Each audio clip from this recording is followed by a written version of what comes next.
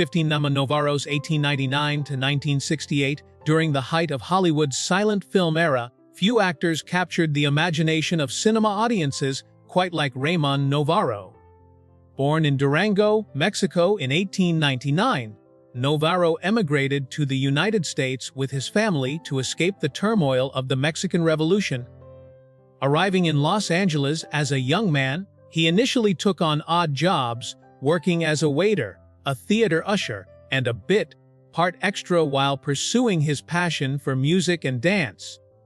His striking good looks and athletic physique eventually caught the attention of film directors, looking for a romantic leading man who could rival the legendary Rudolph Valentino.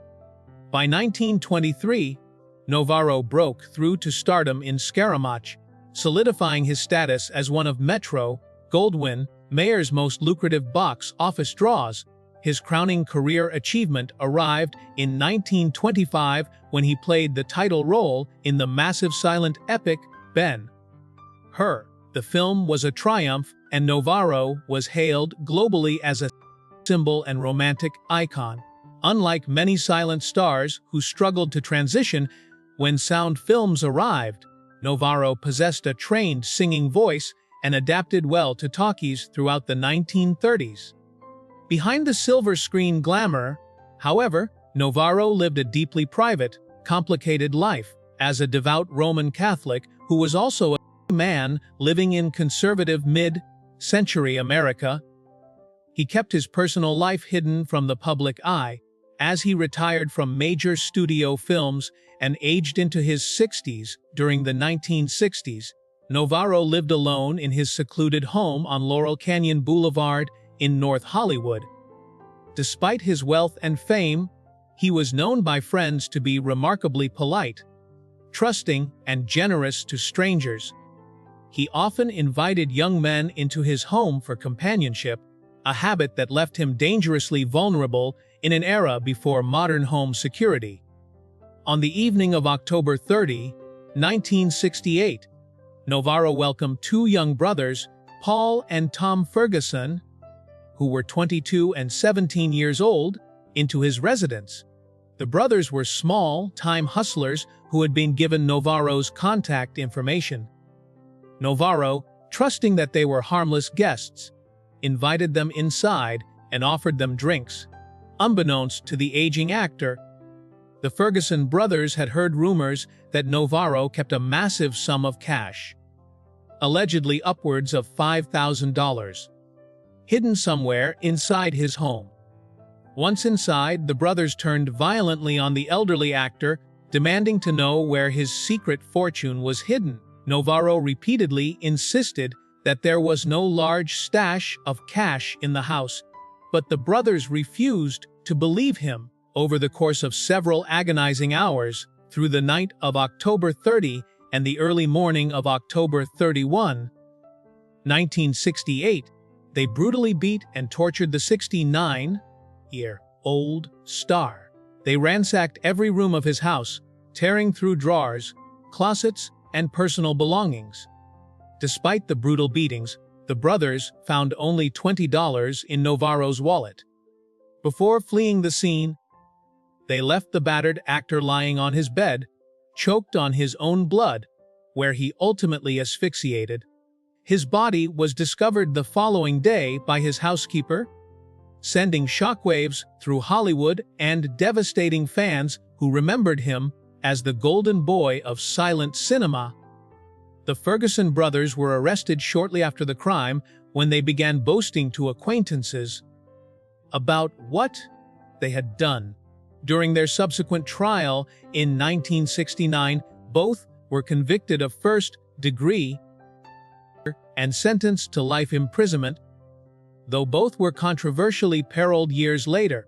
Novarro's tragedy remains a harrowing example of how an actor's generous and open nature was exploited by predatory individuals who saw him only as a target for financial gain. His funeral was attended by remaining stars of Hollywood's golden age who mourned the brutal loss of a pioneer. Novarro was buried in Calvary Cemetery in East Los Angeles, California. His simple grave marker sits among Fellic pioneers and Hollywood legends, serving as a quiet resting place for a star whose trust in strangers ended in horror. 14. Peter Ivers, 1946-1983. In the late 1970s and early 1980s, the Los Angeles underground music scene was defined by avant-garde creativity, punk rock energy, and fearless artistic experimentation. At the center of this vibrant cultural movement was Peter Ivers, a Harvard-educated musician, harmonica virtuoso, and beloved television personality. Born in Illinois in 1946, Ivers studied classical literature at Harvard before moving to Los Angeles to pursue music. His extraordinary harmonica skills earned him praise from legendary artists like Muddy Waters, and his eccentric songwriting caught the ear of film director David Lynch, who commissioned Ivers to write the haunting song, In Heaven, for the iconic 1977 cult film Eraserhead. By 1980, Ivers became the host of New Wave Theater, a wildly popular late-night television show that showcased underground punk and alternative bands. Dressed in bizarre costumes, including bedsheets and bright suits, Ivers possessed an infectious, warm energy that made him a beloved mentor to young musicians. His spacious loft apartment on downtown Los Angeles' Skid Row became an open salon for artists, filmmakers, musicians, and performers. Ivers operated on a policy of total openness and trust. He rarely locked his loft doors, welcoming virtually anyone into his living space to share ideas, listen to music, or crash on his couch. This environment of trust, however, created a dangerous dynamic. The Skid Row neighborhood surrounding his loft in 1983 was plagued by crime, addiction, and desperate individuals. Friends frequently warned Ivers that keeping an open-door policy in such a volatile area was unsafe, but Ivers believed that his goodwill and positive energy would protect him. He viewed his community as a safe haven of artistic brotherhood. On the morning of March 3, 1983, that trust was shattered. Ivers was found dead in his bed inside his downtown loft, having been brutally to death with a heavy blunt object while he slept. There were no signs of forced entry, leading investigators to conclude that the killer was either someone Ivers had voluntarily let into his loft, or an associate who knew his routines and had easy access to the unlocked apartment. The crime scene was instantly compromised by the very circle of friends and artists who loved him. Shocked and grief-stricken by the discovery, dozens of acquaintances, musicians, and theater crew members flooded into the loft. Before homicide detectives could properly secure the area, people walked through the room, handled items, and inadvertently destroyed crucial physical evidence, fingerprints, and forensic markers that might have identified the. Despite extensive police questioning of people within Ivers's immediate social and professional circle, no primary suspect was ever successfully charged with the. Several associates were interviewed, and financial disputes and personal jealousies within the local art scene were investigated. But the case ultimately went cold. The murder of Peter Ivers left the Los Angeles arts community traumatized, realizing that the open, trusting environment Ivers had cultivated had ultimately allowed a murderer to walk directly into his bedroom.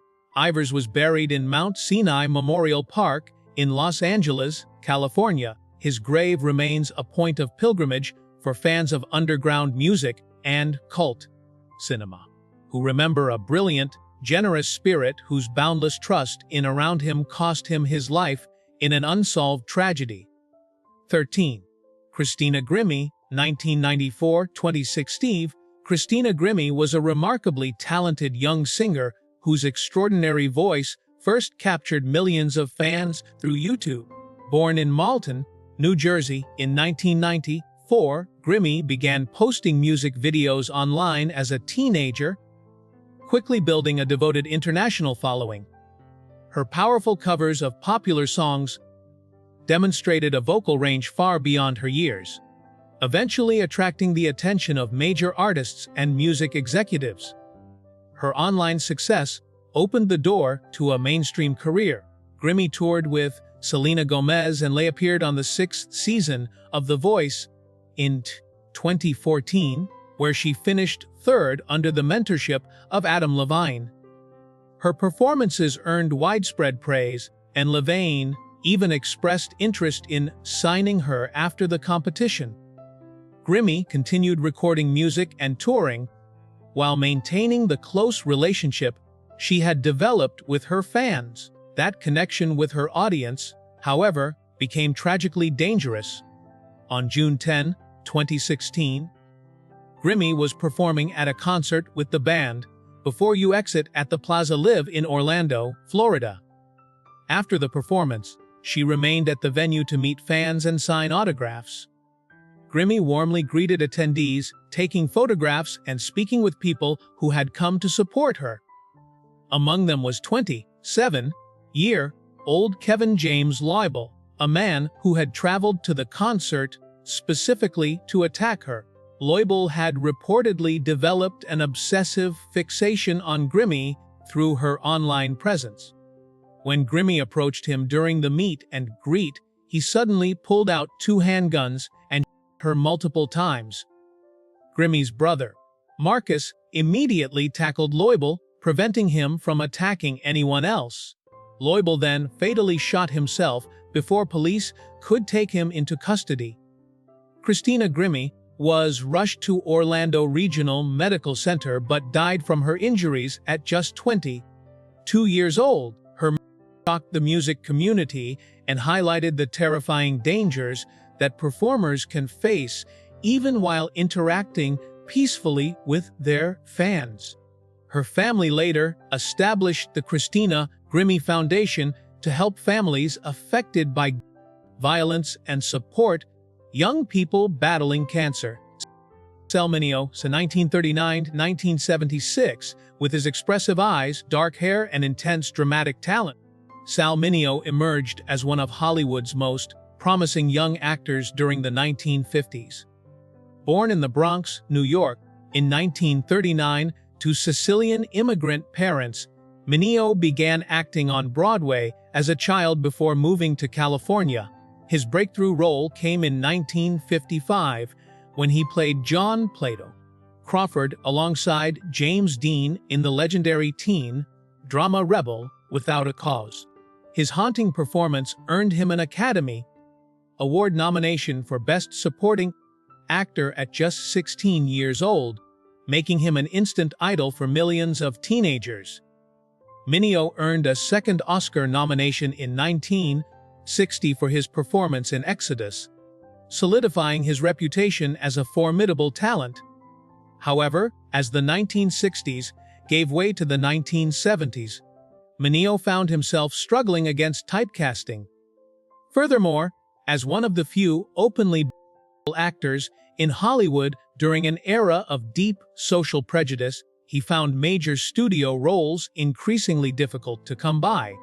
Rather than giving up, Mineo pivoted to directing and starring in stage plays, converting his West Hollywood apartment into a creative hub where he welcomed fellow actors, directors, and crew members. Mineo was famously warm, generous, and approachable.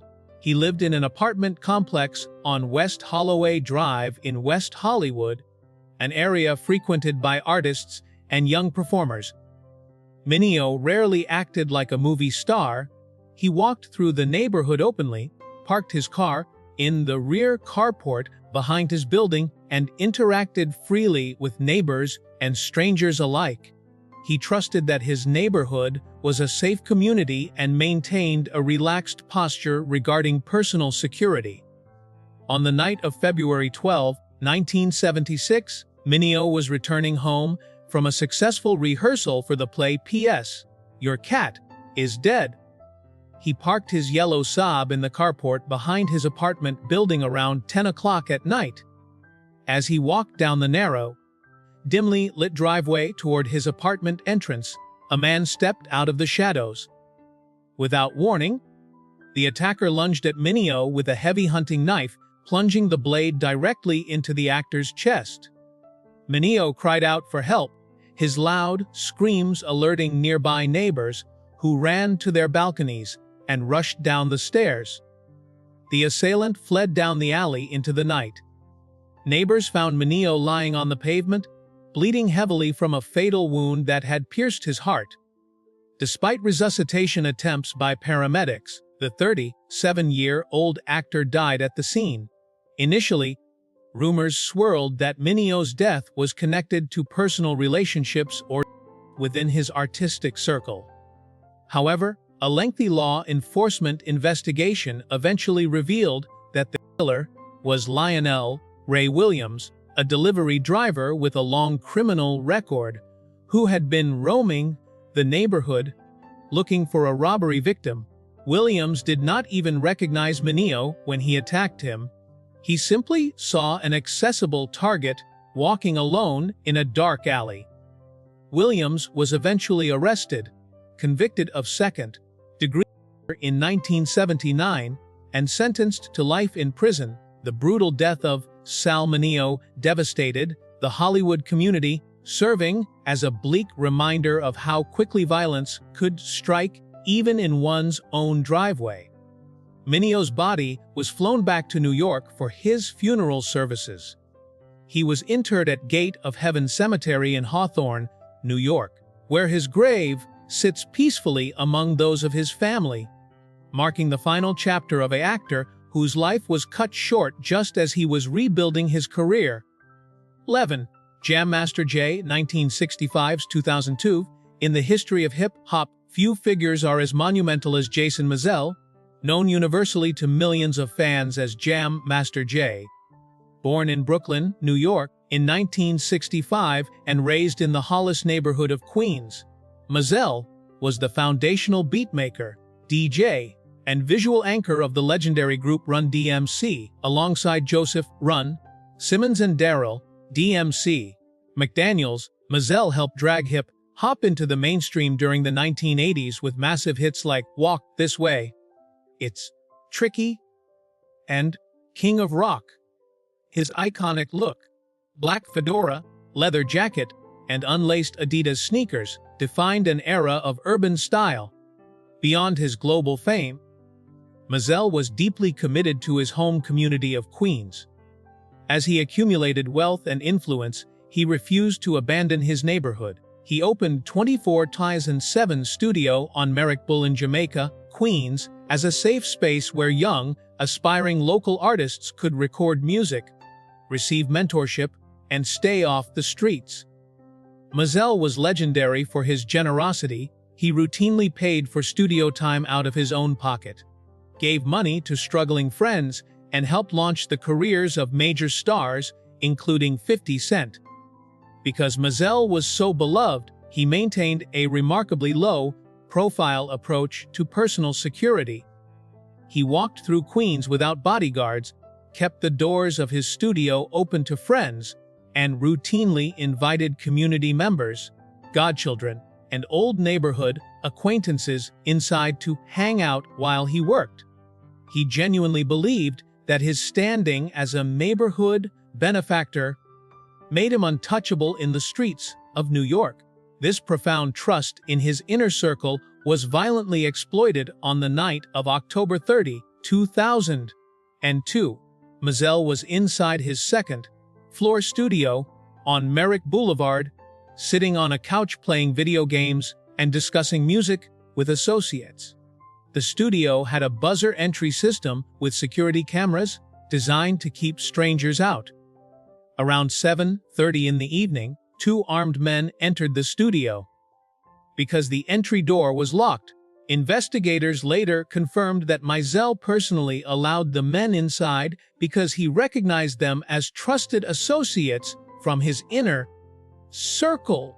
One of the men was Carl Jordan Jr., Mazel's own godson, whom Mazel had mentored for years, accompanied by Ronald Washington, a childhood friend whom Mazel had supported financially when he was down on his luck. Once inside the studio, the atmosphere turned deadly. The men drew weapons, ordering everyone in room to lie on the floor. Jordan stepped up to Mazel, pointed a .40 caliber handgun at his head, and fired 2 shots at point-blank range.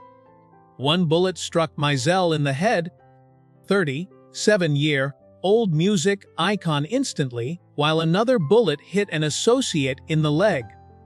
The gunman then fled down the back stairwell into the night. The murder sent shockwaves around the world. For nearly 2 decades, the case remained one of hip-hop's most heartbreaking cold cases, plagued by a wall of silence in the community and fear of retaliation among witnesses. It was not until August 2020, nearly 18 years later, that federal prosecutors officially indicted Carl Jordan Jr. and Ronald Washington for the murder. Authorities revealed that the motive stemmed from a financial dispute involving a cocaine trafficking deal that Mazel had engaged in to pay off mounting personal debts, a deal from which Jordan and Washington had been excluded. In February 2024, both Jordan and Washington were found guilty of murder in federal court, finally providing legal closure to a tragic betrayal. The fact that Mazel was executed by his own godson and a man he had fed and housed remains one of music history's most tragic betrayals. Jam Master Jay was buried at Ferncliff Cemetery in Hartsdale, New York, where his resting place remains a holy site for hip-hop fans, honoring a pioneer who gave everything to his community, only to be betrayed by those closest to him. 10. Bob Crane, 1928-1978. During the late 1960s, Bob Crane was one of television's most recognizable faces, starring as the clever, charismatic Colonel Robert Hogan in the hit CBS sitcom Hogan's Heroes. Born in Waterbury, Connecticut, in 1928, Crane began his career as a top-rated radio disc jockey in Connecticut and Los Angeles before transitioning to acting. His cheerful demeanor, sharp quick wit, and bright smile made him an instant prime-time favorite during the show's 6-season run from 1965 to 1971. Off-screen, however, Crane led a secret double life dominated by an intense addiction to sexual escapades and amateur photography. Following his success on television, Crane purchased high-tech video recording equipment and camera gear to document his personal encounters. To assist him with his complex electronic setups, Crane developed a close personal friendship with John Henry Carpenter, a regional video equipment manager for the Sony Corporation. Carpenter and Crane formed a toxic, co-dependent friendship throughout the late 1960s and 1970s. Carpenter provided Crane with state-of-the-art video equipment, while Crane used his celebrity status to introduce Carpenter to women at nightclubs and parties across the country.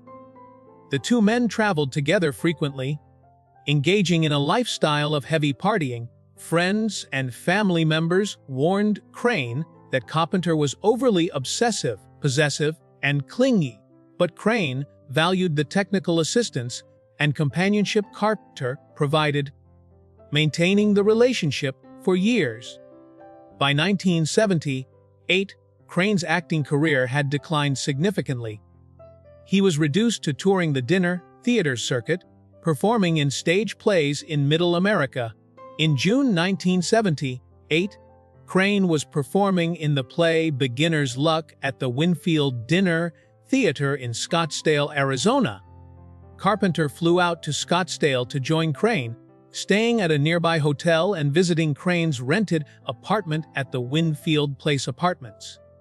During this trip, Crane reportedly told associates that he was tired of his chaotic lifestyle and wanted to sever his personal and professional ties with Carpenter. Crane felt that Carpenter's constant presence was hindering his attempts to rebuild his career and focus on his personal life. Witnesses reported seeing the two men arguing in local bars shortly before the on the afternoon of June 29, 1978. Star Victoria Ann Barry went to Crane's apartment after he failed to show up for a scheduled lunch meeting. Upon entering the bedroom, she discovered the 49-year-old actor dead in his bed. Crane had been brutally beaten in the head with a heavy object, believed by investigators to be a heavy camera tripod, and an electrical cord had been tied tightly around his neck. Scottsdale police quickly identified John Henry Carpenter as the prime suspect. Investigators found blood smears inside Carpenter's rental car that matched Crane's blood type. However, due to the primitive state of forensic DNA testing in 1978, authorities were unable to conclusively prove the blood belonged to Crane, and the local prosecutor declined to file charges at the time. The case lingered cold for 14 years until 1992, when improved testing methods and a re-examination of evidence led to Carpenter being officially arrested and charged with Crane's murder. During the high-profile 1994 trial, prosecutors argued that Carpenter killed Crane in a fit of rage after Crane ended their friendship. However, the defense pointed to missing physical evidence and jury doubts, resulting in Carpenter's acquittal. Carpenter maintained his innocence until his death in 1998. The unsolved murder destroyed Bob Crane's pristine television legacy, exposing his private life to relentless tabloid scrutiny. Crane was initially interred at Oakwood Memorial Park in Chatsworth, California, but his body was later relocated by his family in 2003 to Westwood Village Memorial Park Cemetery in Los Angeles. His grave remains a quiet monument to a star whose secret lifestyle and fatal choice of companions led to a dark, unsolved Hollywood tragedy. 9. Sam Cooke, 1931–1964, known as the King of Soul. Sam Cooke was one of the most influential vocalists and songwriters in American music history. Born in Clarksdale, Mississippi, in 1931 and raised in Chicago, Illinois, Cooke began his career as a gospel singer with the Soul Stirrers before making the groundbreaking transition to secular pop music in 1957. With his silky smooth vocal delivery and magnetic charm, Cooke produced a string of timeless classics, including You Send Me, A Change Is Gonna Come, Wonderful World, and Twistin' the Night Away. Cooke was not merely a performer, he was a brilliant businessman who broke barriers for African American artists during the civil rights movement. He established his own record label, publishing company, and management firm, maintaining complete artistic and financial control over his music, an unprecedented achievement for a black artist in the 1950s and 1960s. Because of his immense wealth, fame, and independence, Cooke moved through high society with tremendous confidence. On the evening of December 10, 1964, Cooke went out for dinner and drinks at Martoni's, a glamorous Italian restaurant in Hollywood frequented by celebrities. While at the restaurant, Cooke met a 22-year-old woman named Elisa Boyer. Cooke, trusting that Boyer was an admirer interested in an evening out, invited her to join him.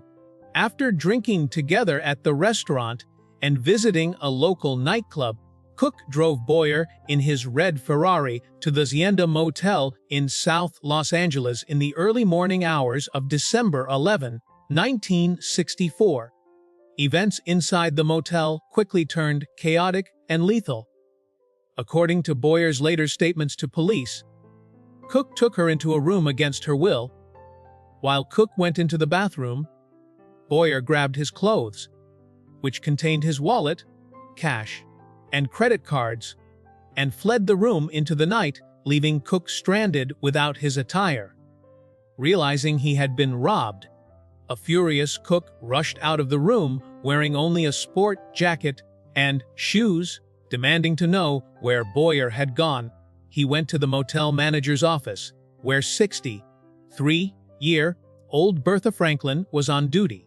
Believing that Franklin was hiding Boyer or working in tandem with her to rob him, Cook banged on the door and burst into the office, demanding his clothes and money back. A violent struggle erupted between Cook and Franklin. Franklin grabbed a .22 caliber pistol and fired 3 shots at Cook, striking him once in the chest.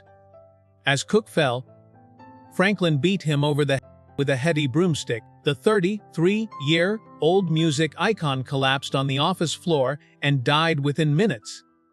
When police arrived, they found Cook's Ferrari parked outside and his abandoned clothing down the street where Boyer had dropped it. During an official coroner's inquest held days later, Boyer claimed Cook had attempted to assault her, and Franklin testified she fired in self-defense. The jury ultimately ruled the shooting a justifiable homicide, closing the police investigation.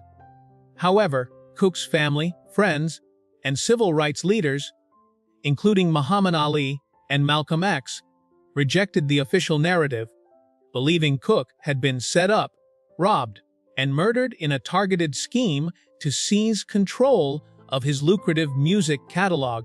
Rumors of mob involvement and financial conspiracies have persisted for decades. Cook was laid to rest at Forest Lawn Memorial Park in Glendale, California. His funeral in Chicago drew over 10,000 grieving fans, honoring a musical pioneer whose trust in a stranger on a December night ended in a tragic loss. 8. Nicole Brown Simpson, 1959-1994, born in Frankfurt, West Germany in 1959 to an American father and German mother. Nicole Brown moved to Southern California as a child, growing up in the affluent coastal community of Dana Point. With her striking blonde hair, warm smile, and athletic beauty, Brown was a popular figure who worked as a waitress at the upscale Los Angeles nightclub, The Daisy, in 1977. It was there, at 18 years old, that she met professional football legend and actor O.J. Simpson. The two began a whirlwind romance, eventually marrying in 1985 and having 2 children together, Sydney and Justin. To the outside world, the Simpsons lived an idyllic California lifestyle, occupying a multi-million-dollar estate on Rockingham Drive in Brentwood, attending celebrity galas, and vacationing at luxury resorts. However, behind the gates of their mansion, Brown was trapped in a nightmare of domestic abuse, volatile rage, and physical control exerted by her famous husband. Police records later revealed that officers were called to the Simpson residence multiple times over several years due to domestic violence calls. On New Year's Day in 1989, officers arrived to find Brown hiding in the bushes, beaten and bruised, crying out that Simpson was going to kill her. Despite these warnings and Simpson's eventual conviction for spousal abuse, Brown repeatedly tried to repair the marriage for the sake of her children. She finally found the courage to file for divorce in 1992, moving into a townhouse on Nicole Bundy Drive in Brentwood. Despite the separation, Brown attempted to maintain a cordial, trusting relationship with Simpson so that he could remain an active father to their children. She invited him to family events, dance recitals, and birthday parties, attempting to navigate a peaceful co-parenting dynamic. This continued access allowed Simpson to remain fully aware of her daily routines, friends, and home environment. On the night of June 12, 1994, 35-year-old Nicole Brown Simpson spent the evening dining with her family at Mezzaluna, a local restaurant. After arriving home, her friend Ronald Goldman, a 25 19-year-old waiter at the restaurant, walked over to her townhouse to drop off a pair of prescription sunglasses that Nicole's mother had left at the table. As Goldman arrived at the front walkway of the townhouse around 10 o'clock at night, an attacker ambushed both victims in the dark courtyard. Nicole was brutally across the neck and head, suffering fatal wounds, while Goldman was stabbed repeatedly as he fought for his life. Both died on the walkway, while Nicole's two young children slept peacefully in their bedrooms upstairs. The discovery of the bodies hours later triggered the most infamous legal drama of the 20th century. Blood evidence, hair fibers, footprint matches, and a bloody glove found at Simpson's estate pointed directly to O.J. Simpson as the following a sensational low-speed police chase in a white Ford Bronco. Simpson was arrested and charged with both. The subsequent 9-month trial in 1995 captivated a global audience. Despite a mountain of forensic evidence presented by prosecutors, Simpson's high-profile legal defense team successfully convinced the jury to acquit him of all criminal charges in October 1995. However, in a 1997 civil trial, a different jury unanimously found Simpson liable for the wrongful deaths of Nicole and Ronald Goldman, ordering him to pay $33.5 million to the victims' families. Nicole Brown Simpson was laid to rest at Ascension Cemetery in Lake Forest, California. Her grave marker features a quiet inscription, visited by those who view her as an enduring symbol of domestic violence awareness and a tragic victim of a man she once loved and trusted. 7. Dorothy Stratton, 1960-1980. Dorothy Stratton was a young woman whose captivating beauty and sweet disposition propelled her from working at a fast food restaurant in Vancouver to becoming one of Hollywood's most promising young stars. Born Dorothy Hoogstraten in Vancouver, Canada, in 1960, she was an 18-year-old high school student in 1978 when she met Paul Snyder, a 9 years older local promoter, pimp, and hustler who frequented the Dairy Queen, where she worked.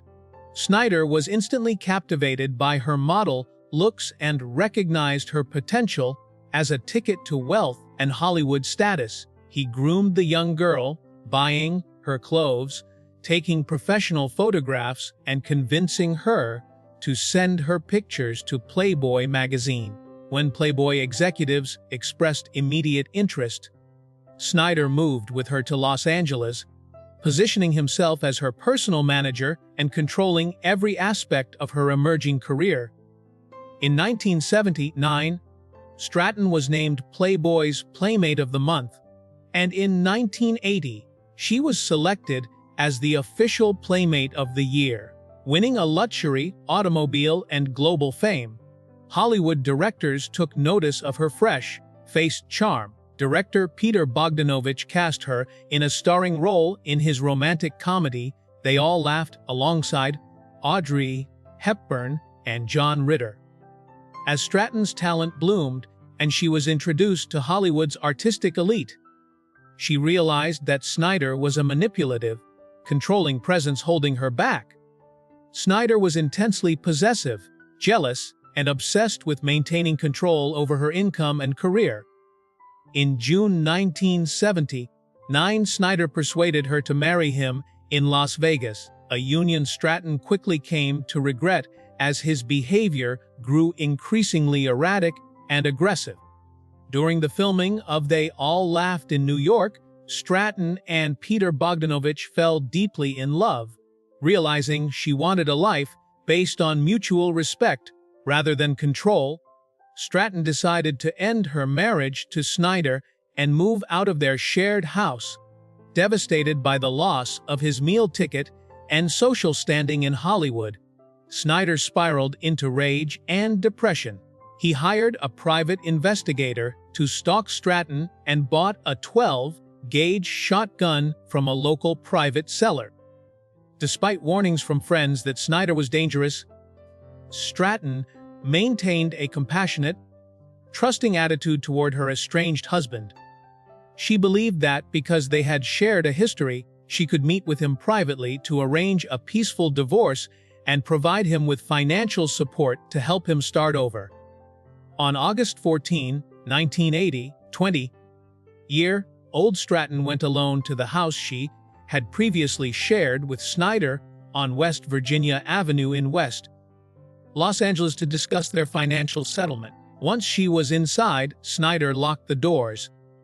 He sexually assaulted her, bound her, and then shot her in the face with the 12-gauge shotgun. Instantly. Snyder then spent several hours beside her body before using the same weapon to take his own life. The brutal sent shockwaves through Hollywood and the publishing world, inspiring the 1983 biographical film Star 80.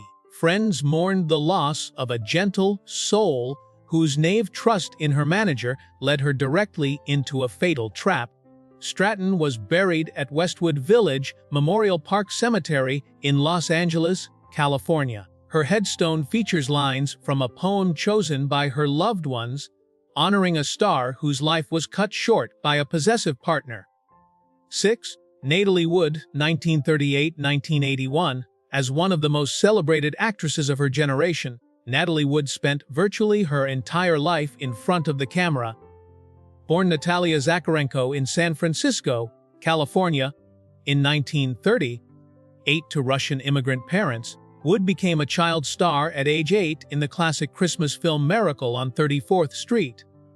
Unlike many child actors, Wood transitioned effortlessly into legendary adult roles, earning 3 Academy Award nominations before age 25 for her performances in Rebel, Without a Cause, Splendor in the Grass, and West Side Story. Wood's personal life was glamorous as her screen roles. In 1957, she married actor Robert Wagner, forming one of Hollywood's most iconic power couples. Though they divorced in 1962, they remarried in 1972, publicly portraying a deep, enduring Hollywood romance. The couple shared a luxurious 60-foot yacht named the Splendor, anchored off Catalina Island, where they spent weekends entertaining close friends and industry colleagues. In late November 1981, Wood was filming the sci-fi movie Brainstorm alongside co-star Christopher Walken.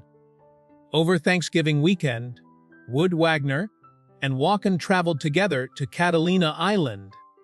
Aboard the Splendor, captained by their hired skipper, Dennis Davern, Wood trusted the men on board, viewing the yacht as a secure private sanctuary away from reporters and studio pressure. However, the mood aboard the boat during the weekend on November 27 and 28, 1981, was fueled by heavy alcohol consumption and emotional volatility. On the evening of November 28, the group dined at the Doug's Harbor Reef restaurant on Catalina Island, Estevan, where witnesses noted they drank heavily before returning to the yacht via a small inflatable dinghy. Once back aboard the Splendor, a heated argument erupted in the main cabin between Wagner and Walken regarding Wood's career and personal choices. Wood, frustrated by the shouting, reportedly went to her master's stateroom to go to sleep. Sometime around midnight, Wood vanished from the vessel. A small, inflatable dinghy tied to the stern of the boat was also discovered missing. When Wagner noticed she was not in her room, a search was initiated, and the Coast Guard was eventually notified hours later in the early morning of November 29, 1981. At 8 o'clock in the morning on November 29, 1981, searchers discovered Wood's body floating face down in the water roughly 1 mile away from the yacht. She was wearing a flannel nightgown, socks, and a heavy down jacket. The inflatable dinghy was found washed ashore nearby. The official coroner's report concluded that Wood had accidentally slipped into the water while trying to secure the banging dinghy to the boat and drowned. citing hypothermia and intoxication as contributing factors. For 30 years, the official finding of accidental drowning stood. However, in 2011, Los Angeles County Sheriff's detectives officially reopened the homicide investigation after boat captain Dennis Davern publicly admitted that he had lied to police during the initial 1981 inquiry. Davern stated that Wagner and Wood had engaged in a violent argument shortly before her disappearance, that Wagner had delayed calling the Coast Guard, and that steps had been taken to cover up the details of that night.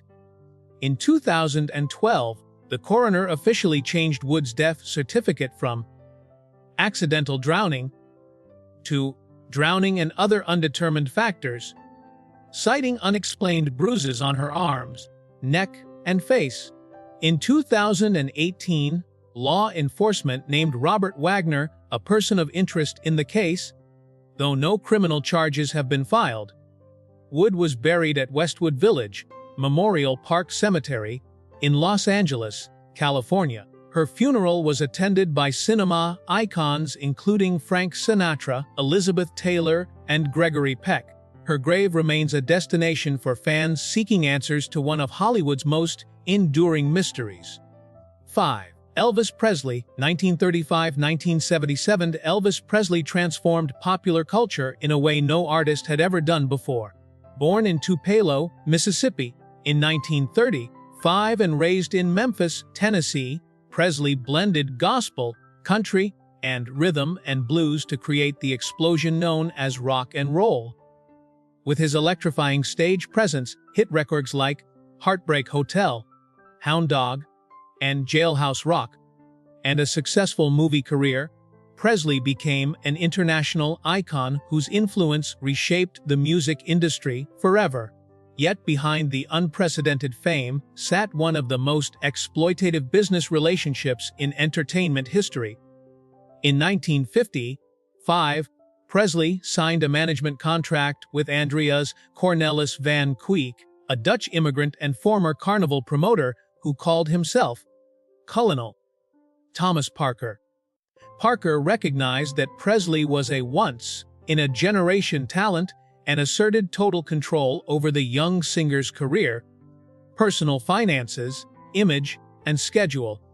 Presley, a polite Southern boy who was deeply respectful of authority, placed absolute trust in Parker, viewing him as a paternal mastermind who had built his career. However, Parker's management methods were ruthless and self-serving. While standard talent managers took 10 to 15% of an artist's earnings, Parker negotiated a contract that granted him an unprecedented 50% commission on Presley's income. Furthermore, Parker made business decisions that crippled Presley's artistic development and physical well-being. Because Parker was an undocumented immigrant who did not hold a United States passport, he feared that if he left the country, he would be denied re-entry by immigration authorities. Consequently, Parker refused to allow Elvis to tour internationally, denying the global superstar the chance to perform for millions of fans in Europe, Asia, and South America, tours that would generate hundreds of millions of dollars. Instead, to pay off his own massive gambling debts at Las Vegas casinos, Parker locked Presley into grueling, relentless residency contracts at the International Hotel in Las Vegas. Presley was forced to perform 2 shows a night for weeks on end, month after month.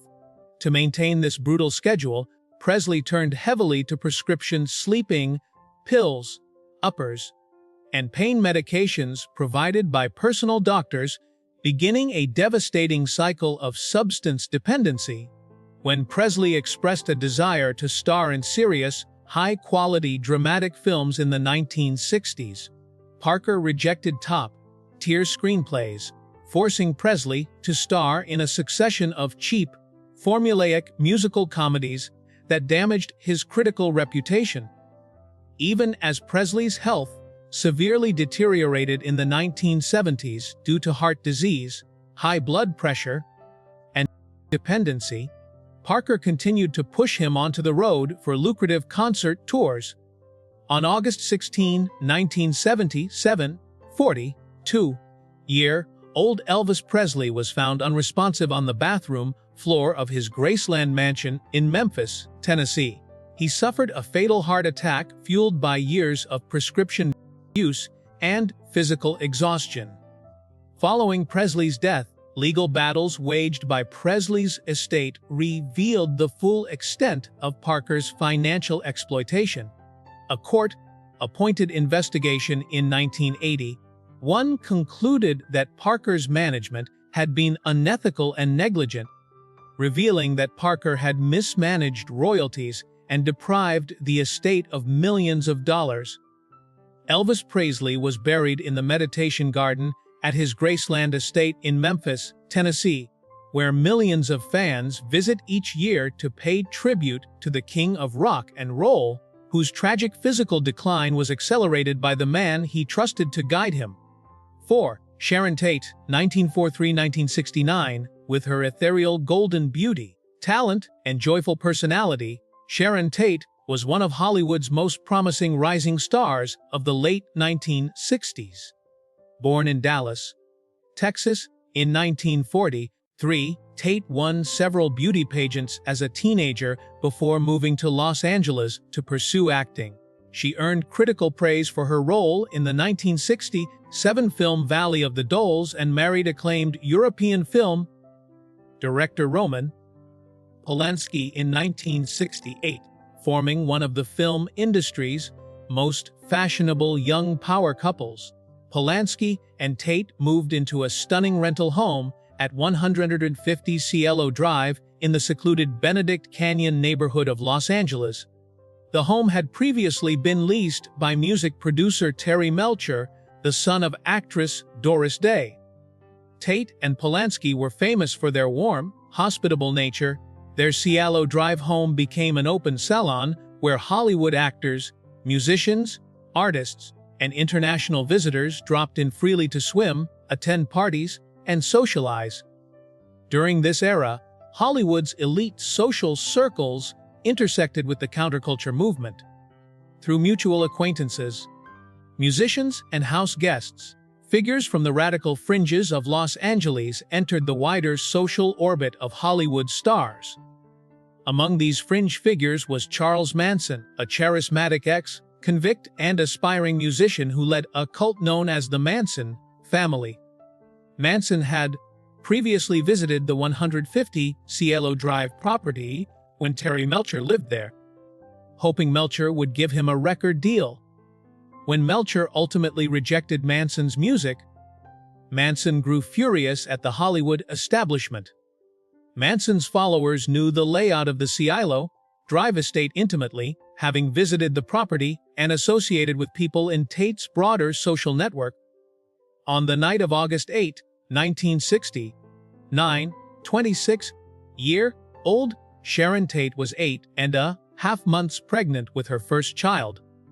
Polanski was away in Europe finishing a film project, so Tate invited close friends to stay with her at the house. Celebrity hair stylist Jay Sebring, coffee heiress Abigail Folger, and her lover Wojciech Frykowski. After dining together at El Coyote restaurant, the group returned to Cielo Drive to relax. In the early morning hours of August 9, 1969, Manson dispatched 4 of his followers, Tex Watson, Patricia Krenwinkel, Susan Atkins, and Linda Kasabian, to the Cielo Drive home with explicit instructions to murder everyone inside.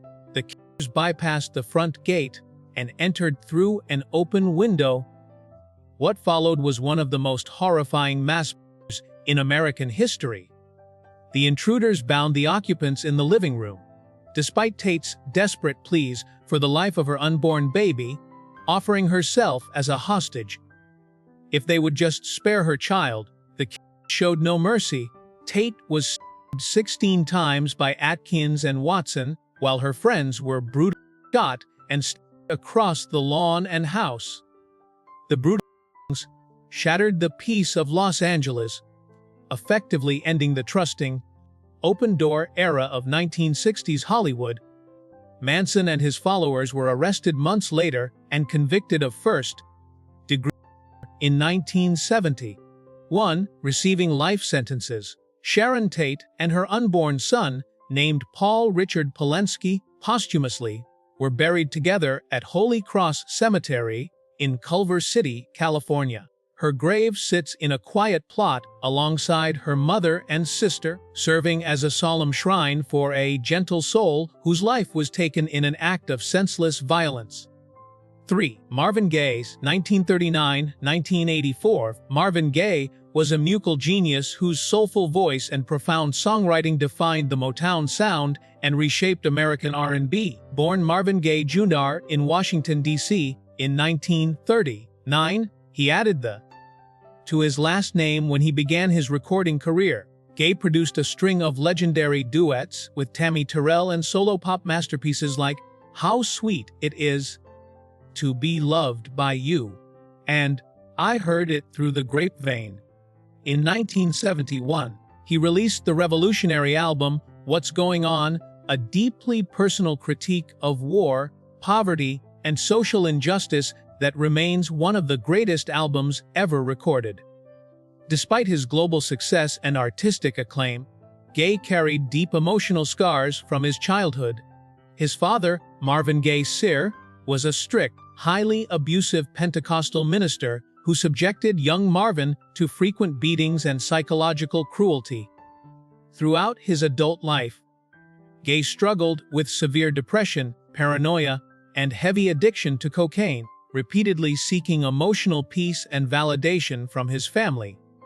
In the early 1980s, after living in Europe to escape massive back tax debts and recovering his career with the Grammy-winning 1982 hit single, Sexual Healing, Gaye returned to the United States.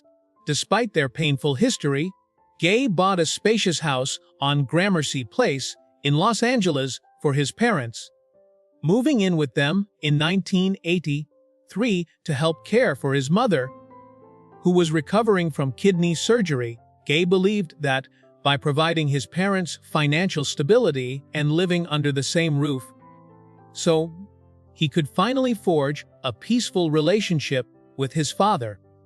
He even presented his father with a .38 caliber revolver as a Christmas gift in 1983 to help protect the family home. However, the domestic environment inside the Gramercy Place house quickly degenerated into constant tension, fueled by the elder Gaye's jealousy over his son's fame and Marvin Ginder's escalating abuse.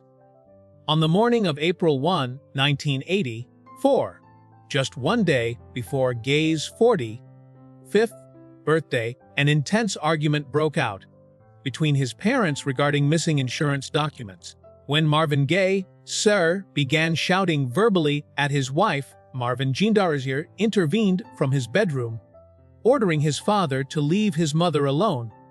The argument turned physical when Gaye pushed his father out of his room and kicked him in the hallway. Enraged by the physical confrontation, Marvin Gaye Sr. went to his bedroom, retrieved the .38 caliber revolver his son had gifted him, and returned to Marvin Ginder's bedroom. Without hesitation, his father fired 2 shots at point-blank range, striking the singer in the chest and shoulder. The first bullet pierced Gaye's heart and lungs, killing the 44-year-old music legend almost instantly. The murder of one of music's greatest voices by his own father shocked the nation. During his trial, Marvin Gaye Sr. pleaded no contest to voluntary manslaughter, receiving a suspended 6-year sentence and probation due to his advanced age and brain tumor diagnosis. Marvin Gaye's funeral in Los Angeles was attended by over 10,000 mourners, including Motown founder Berry Gordy and fellow musical icons Stevie Wonder and Smokey Robinson. Gaye was cremated, and his ashes were scattered into the Pacific Ocean, while a memorial marker was placed at Forest Lawn Memorial Park in Hollywood Hills, Los Angeles, honoring a musical visionary whose attempts to heal a painful family bond ended in tragic betrayal. 2. Phil Hartman, a 1948-1998 known as The Glue by his colleagues for his uncanny ability to hold comedic sketches together. Phil Hartman was one of the most versatile and beloved comic actors of his generation. Born in Ontario, Canada, in 1948, Hartman moved to the United States as a child and began his career as a graphic artist, designing famous album covers for bands like America and Poco. He joined the ground-breaking comedy troupe, The Groundlings in Los Angeles, where he helped actor Paul Reubens create the famous character Pee Wee Herman. In 1986, Hartman joined the cast of NBC's Saturday Night Live, where he spent 8 brilliantly successful seasons portraying over 70 distinct characters, including memorable impressions of Bill Clinton, Frank Sinatra, and Charlton Heston. Hartman later won widespread acclaim as the voice of smooth-talking lawyer Lionel Hutz and washed-up actor Troy McClure on The Simpsons, as well as starring in the hit NBC Workplace sitcom News Radio. In 1987, Hartman married his third wife, Bryn Omdahl, a former model and aspiring actress from Minnesota. The couple had 2 children together, Sean and Bergen, and lived in a beautiful home in Encino, California. Hartman was a devoted father and husband who worked tirelessly to support his family, building a reputation as one of the kindest, most generous men in Hollywood. Behind closed doors, however, the marriage was deeply troubled. Bryn struggled with severe insecurity over her stalled acting career, coupled with long-standing battles with chronic addiction and abuse. Hartman tried repeatedly to help his wife, funding stays at rehabilitation centers and managing household life to protect their children. Friends noted that Hartman stayed in the marriage out of deep love for his children and a desire to keep his family unit intact, trusting that Bryn could overcome her addiction issues. On the evening of May 27, 1998, Bryn went out for drinks at a local restaurant with a friend. During the evening, she consumed, breaking a period of sobriety. She returned to the couple's Encino home around midnight and engaged in a heated argument with Hartman, who threatened to leave her if she did not enter a rehabilitation facility immediately. Hartman then went to sleep in the master bedroom. In the early morning hours of May 28, 1998, while the 49-year-old actor slept peacefully in bed, Bryn retrieved a .38 caliber handgun from a locked safe in the house. She entered the bedroom and shot Hartman 3 times at point-blank range, twice in the head and once in the chest.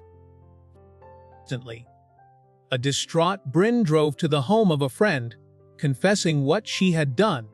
The friend returned to the Hartman residence with her and called 911 after seeing Hartman's body. As Los Angeles police officers arrived at the home and safely escorted the couple's 2 young children out of the house, Bryn locked herself in the master bedroom and took her own life with a single gunshot.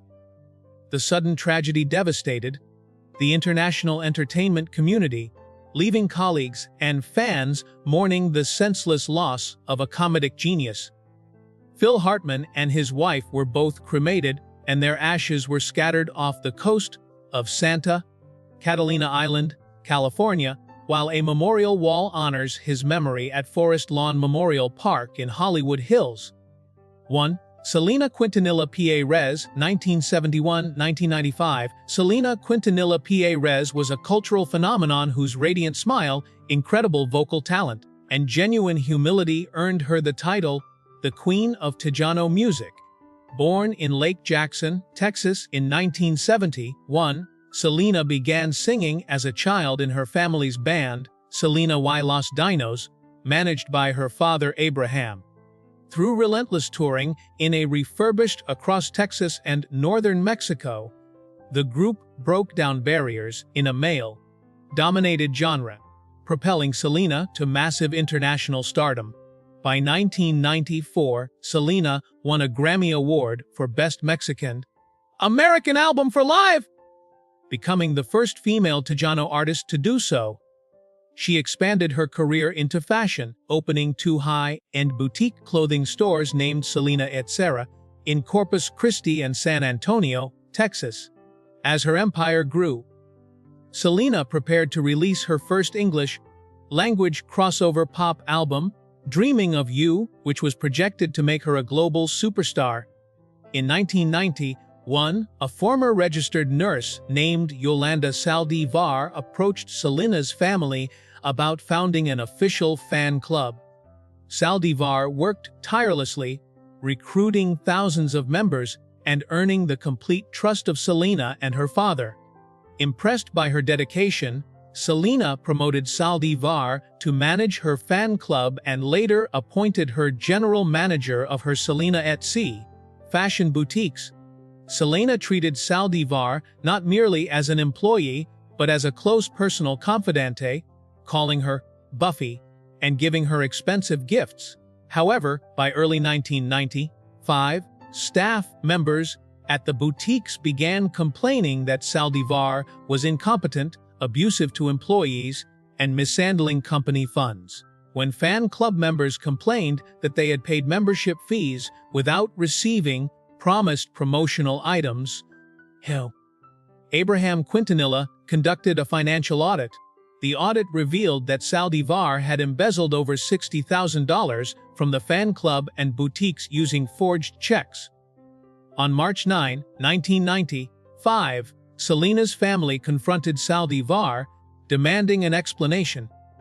Saldivar denied wrongdoing but was officially removed from management authority. Despite her father's warnings that Saldivar was dangerous and manipulative, Selena maintained a compassionate, trusting posture toward her former manager.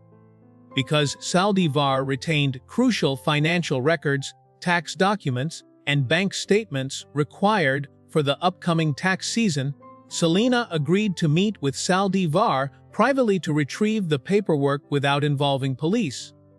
On the morning of March 31, 1995, 23-year-old Selena drove alone to the Days Inn Motel in Corpus Christi, Texas, where Saldivar was staying.